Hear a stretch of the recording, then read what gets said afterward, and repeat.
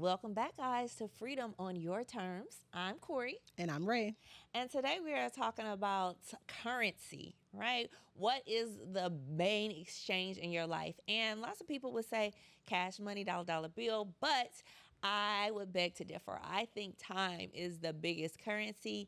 It is what is most important. And when you look back at the end of your life, that's what you're going to wish you had more of. Not dollars in your bank account, not designer purses, but the currency of time. And so today, because we're talking, where our whole theme is about freedom and learning how to be the master of your time and in charge, makes you in charge of your own currency, right? So you can be a millionaire in your own right if you know how to master your time. So, right, it's a hard question. And you are somebody who's very successful. Your time is in demand, baby. People calling, they looking for you. Every time you check your phone, 20 people have texted you. How do you manage the currency of time? I think time is worth more than money, right? I think time waits for no man. I think time doesn't wait for menopause either. I just want to put that out there. Okay. So I'm sure y'all can relate. So I had to hit y'all with something that y'all can relate to. Time, being able to master it, I think is a hard thing to do, right? And I think that most billionaires know how to master their time, discipline of time, right? And most of the world are not multi-level millionaires or billionaires because they haven't learned how to be disciplined to that time.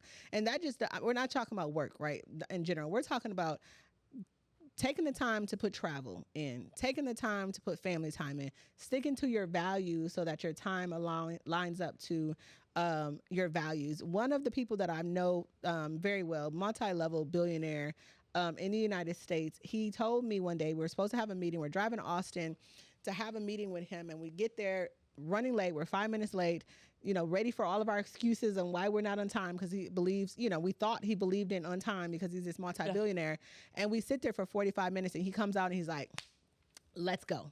And I was like, well, I was here ready to tell you that we were sorry for being 5 minutes late. And he's like, no, I don't look at time that way. He's like, I needed to meditate.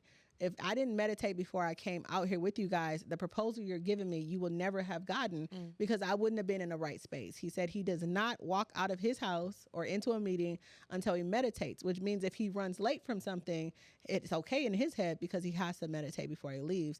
And I asked him, how does he plan his time if he doesn't know if his morning schedule is going to go the way that it's supposed to? And he told me something important. He said, I only surround myself around people that understand what making money, peace, and time is. And if you don't understand time, then there's no reason for me to be around you. And time means making time for yourself. It means keeping to your values. It means making sure you do the things that you're supposed to do so that you can show up as your best version of you. So there's no sense of time unless you just have to be on a movie, on a show, or something of that nature.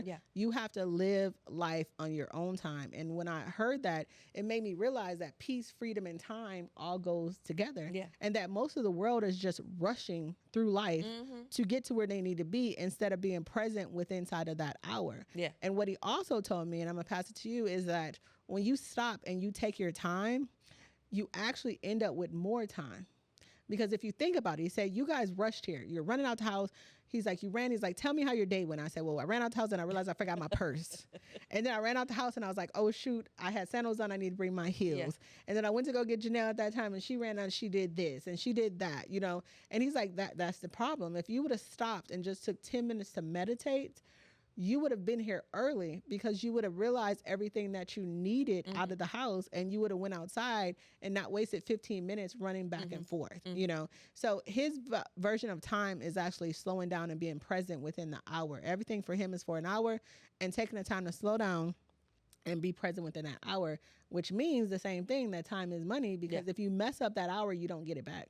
And it's so funny because I think we have such a common sense that timeliness means being on time, but we don't think about timeliness because you want to respect somebody's time. I've been here waiting for you 5 minutes. I've been waiting for you 10 minutes, as opposed to being fully there and ready to share and commune with somebody when you're in their space. That's much different, because a lot of times somebody will be there on time, but people keep their phones on the table for 30 minutes, or they're distracted, or they're playing games, or their mind is on something else. And so we often think about timeliness as being there without thinking about, am I being present? Right. Yep. And we've kind of discommunicated those two things. So somebody, just because you're there on time doesn't mean you're willing to talk the same talk, then you're in the same thought pattern, or even that you're willing to share. It just means that you showed up.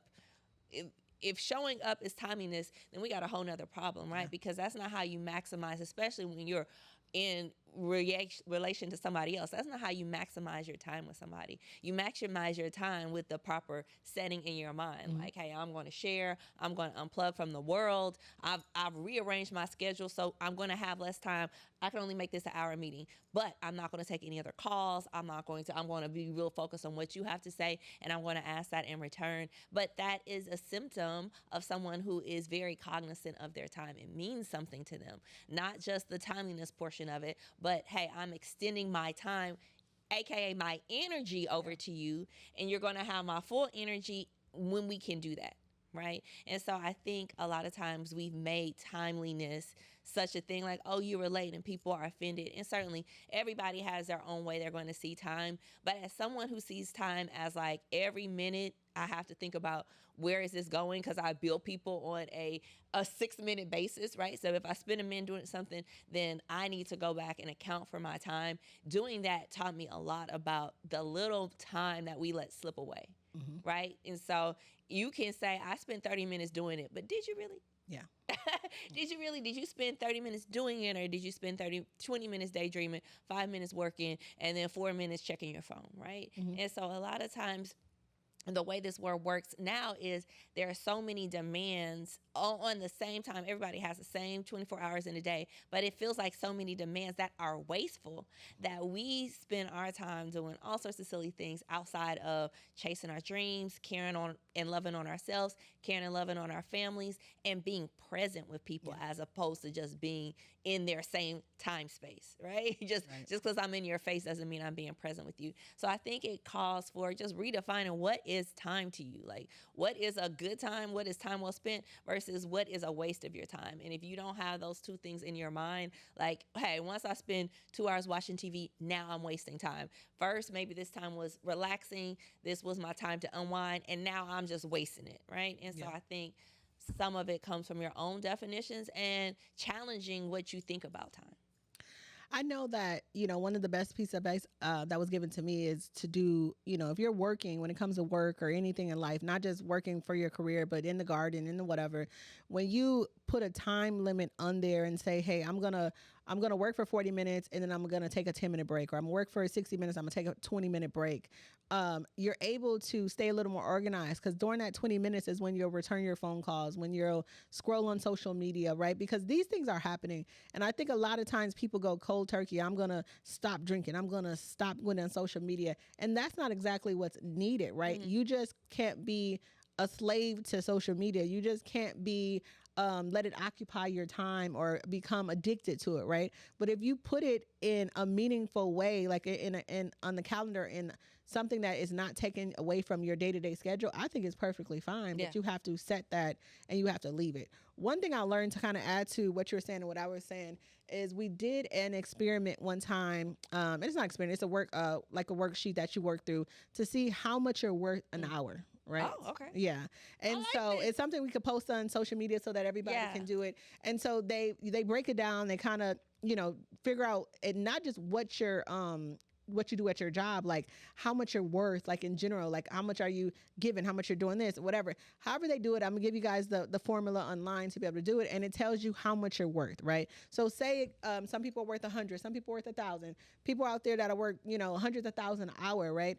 Every time you give that time to social media, that's how much money you're losing, right? So if it's like, hey, I scrolled on social media for an hour last night, which I did.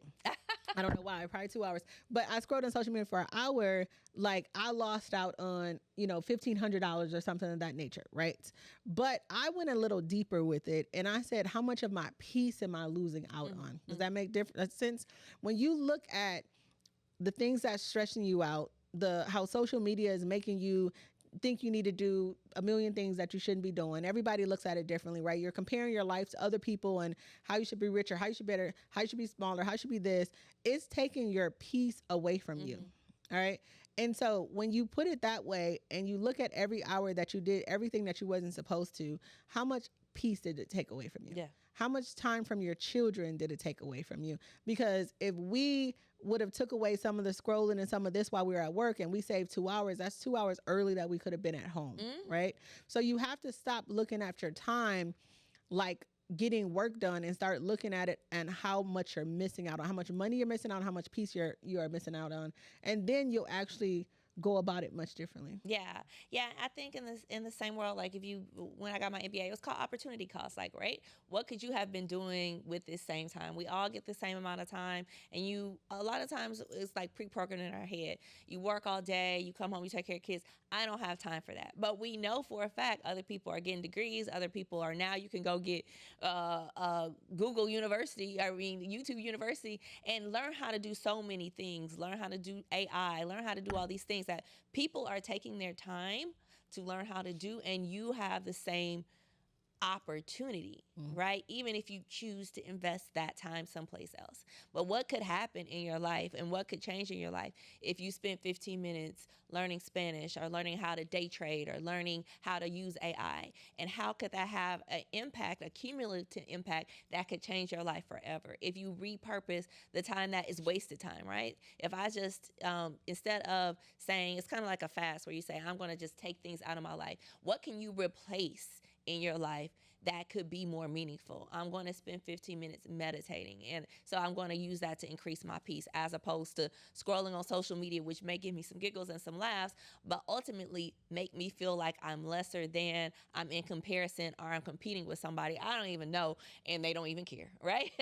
So how can I best utilize the time that I do have, that you are blessed with? And here's the trick.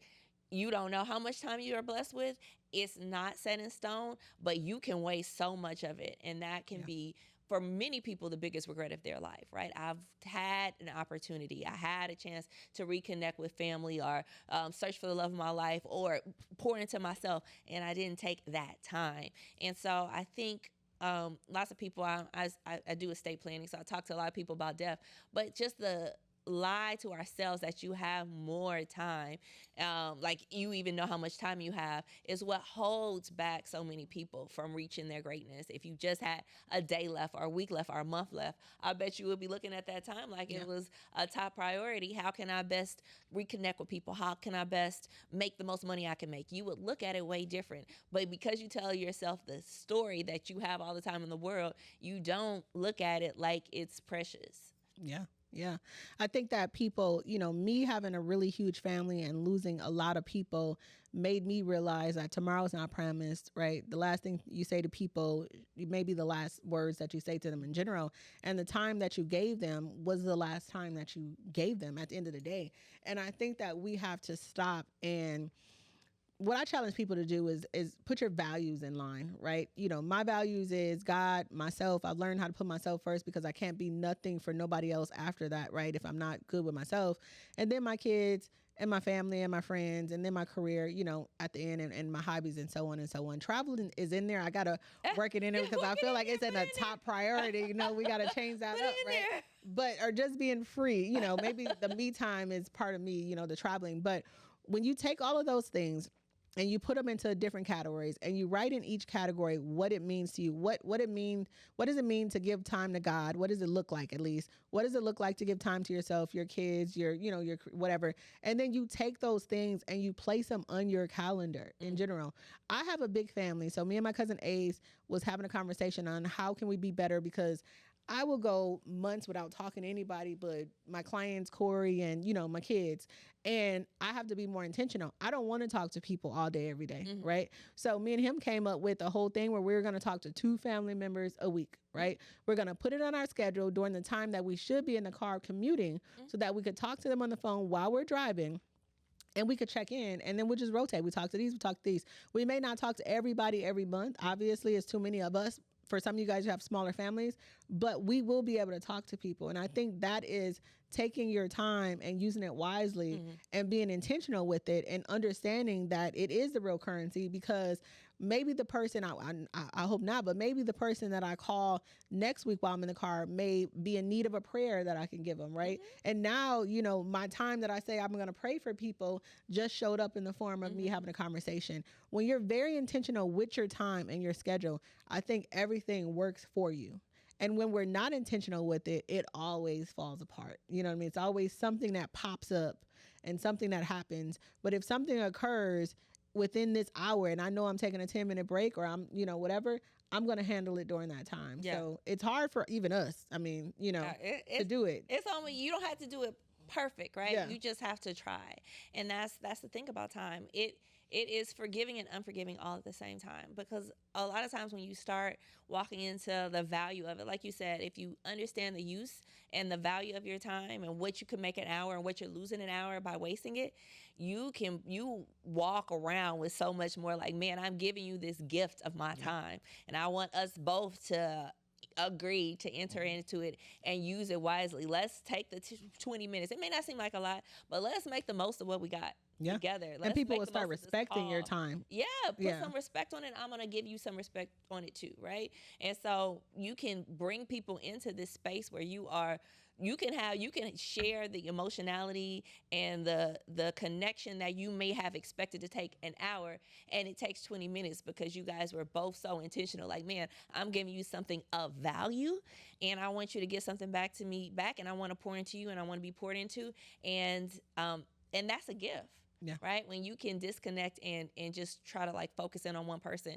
So when it says, okay, I'm giving up something else, I could be on the call, I could be stressed out, I could be scrolling on my phone or listening to a book online, but I'm giving it to you. And so it has a value, and you are valuable to me. And that's kind of what comes into it that we don't say. When you give somebody your full time and attention, it often feels very valuable to them. It feels like what they say, quality time. And people want that. And I think a lot of the distractions of the world make it more few and far between, but it makes it feel so much better when somebody really is dialed into you, giving you their time, their attention. And everybody has a value on it. Like, I could be making $1 million right now, but I'm here with you because I love you and I care. And it's important in a different way than making money a different kind of currency is. Yeah. I was so confused. Like last week, it was stuff going on within the family, different stuff, and everybody was calling me at like 1:15. And I'm like, I don't know why these people keep calling me at 1 o'clock. I got stuff to do. So I asked my cousin, I was like, why do y'all keep calling me? Like, wait till I get off.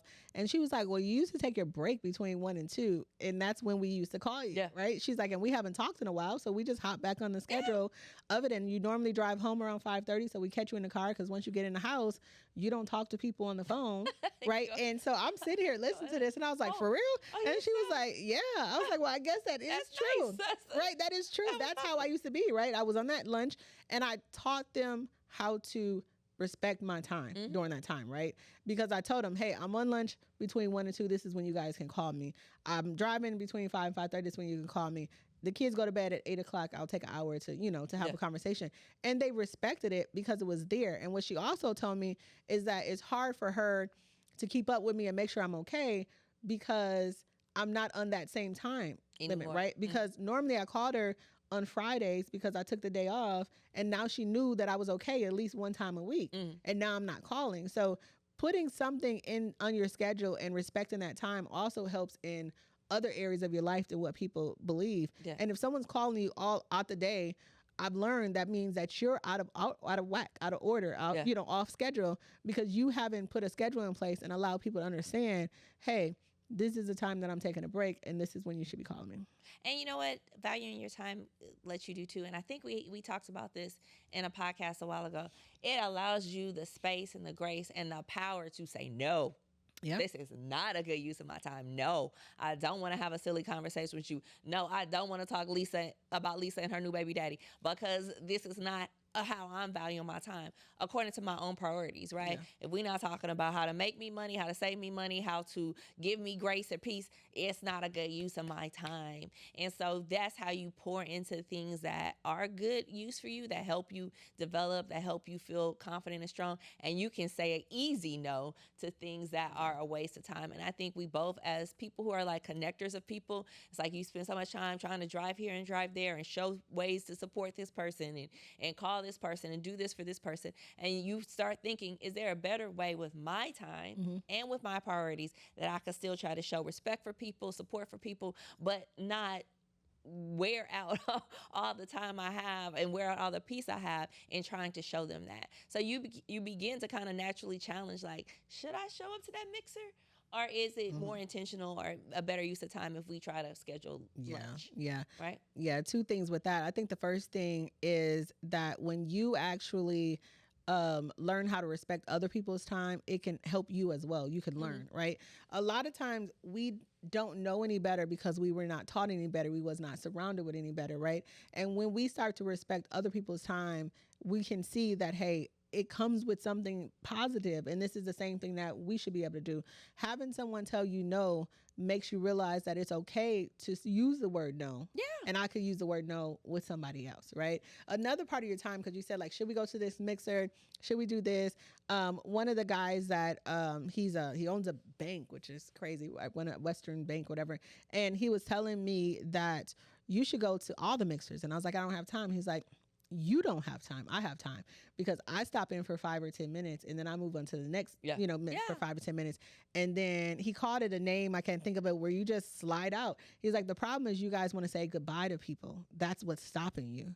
Like, if you go in and people see your face, they don't know when you leave. They're not looking for, they may call you and it opens up something to say, well, you didn't say bye. That's another reason for you to talk to them. Like, hey, you slid out of there. I didn't see you. You said bye. Now they just checked in with you. My grandfather was a pro at that. Right? Yeah. He didn't slide out. Slide out. He's like, so I can hit 10 mixers in one day and you can only hit one because you want to be able to say bye to everybody. And now they're asking you questions. Or I forgot to ask you about real estate. I forgot to do this. Can you help me with this? He's like, no, you come at the happy point where people are happy to see you and you exit without the sad point. Yeah. He's like, you guys make people waste your time. Make them. You make force them into wasting your time. Take the time to say, what am I doing to make these people believe that they can waste my time? And when you fix that, it fixes everything. I was telling him one last thing too, when you said, like, if you're not talking about this, and the other, because I don't want to talk about this. I have a problem with checking out in the middle of a conversation. Most people that know me know that I will just completely check out. I also used to have a problem with just hanging up on people in the middle of a conversation. Like, I couldn't find a way to get out of it, so I was just going to hang up, right? And they always assume my phone went dead because it always used to go dead. So I would just let them assume. I didn't tell them it did. I didn't lie. I just hung up, right? Didn't answer the phone when they called back. Don't do that. It's not good. It's disrespectful. But with that being said, he was telling me that you have to figure out what point in your life that those people thought it was okay to sit there and talk. I don't like talking about stars because I don't know them, right? I don't care. I do care. I shouts out to Cardi B. She did a great job with her tour, but I don't know her, so I don't care what her personal life is. She's human. She's whatever. So I don't want to sit here and have that conversation about that. And so I was telling them that people do, and he's like, well, what made what made them decide that they want to talk to you about stuff like that? What position were you in that you gave them to do that, right? Are you giving your time to the wrong people, or are you giving your time to the right people at the wrong time? Yeah. Right. And so everything adds up to be time. How do you determine, hey, I want these people in my life, but they should be here at this time, at lunchtime, during lunch, not in a group setting, right? Because in a group setting, they talk about what I don't want to talk about, and it's a waste of time. But in a one-on-one session, they do. So he's like, evaluate your life, evaluate the people in your life, the things you do, write your full routine down for 7 days, and then correct it and figure out where you went wrong with inside of that routine. And he's like, if you change the way you approach things, you will change your life. Yeah. And I think, and save time. And save time and maximize time, right? And I think that value, because my grandfather was really good at the slip out, right? But how I approach things like mixers or any kind of, you can use it any kind of way. A conversation with a friend is just being like, I want to accomplish these goals. Right? This is what I'm going to do with my time. I don't care where you apply it or put the time, right? So when it's a mixer, it's like, I'm going to go in and talk to 5 people. When I talk to the 5 people, time's up. I'm going to get up and go. And I'm also not a good buyer. I just leave. Check you next time, right? So, I'm going to do that. If I'm on a call with somebody, I want to see how you are. Not just what you're doing, but how you are. How are you feeling spiritually, mentally? If I could have some good insight on that, that's a use of my time. When we start veering off to what you ate for lunch, gotta go. That's not how I want to use my time. That's not how I'm valuing my own time. And so sometimes we are disrespected because we didn't put no respect on our names. Yeah. And you say my time is worth this, my thoughts are worth this, and this is what I'm trying to accomplish in our time together. Yeah. So put some respect on your time's name. Yeah. And it's some people that you want to have those conversations with. So don't like X the whole thing, because sometimes we need to be able to release. What I've learned over this podcast right now is that I know a lot of stuff. I've been taught a lot of stuff by a lot of people that I need to start using. I need to put into play, like fixing my schedule and my time. On our podcast, you guys, we're not telling you how we're doing it right, because most of the stuff we're still learning as we go. Yeah. We want you to know that there's people out there just like you that is trying to make it and trying to give themselves grace and trying to figure it out. And we want to help you to figure it out while we're figuring it out ourselves. Yes. So you can always check us out. Ask us questions, get into our community, and check us out on all platforms on Freedom on Your Terms or our website, freedomonyourterms.com. Ask us questions, like, share, and subscribe as always, and we will check you next time. See you next time.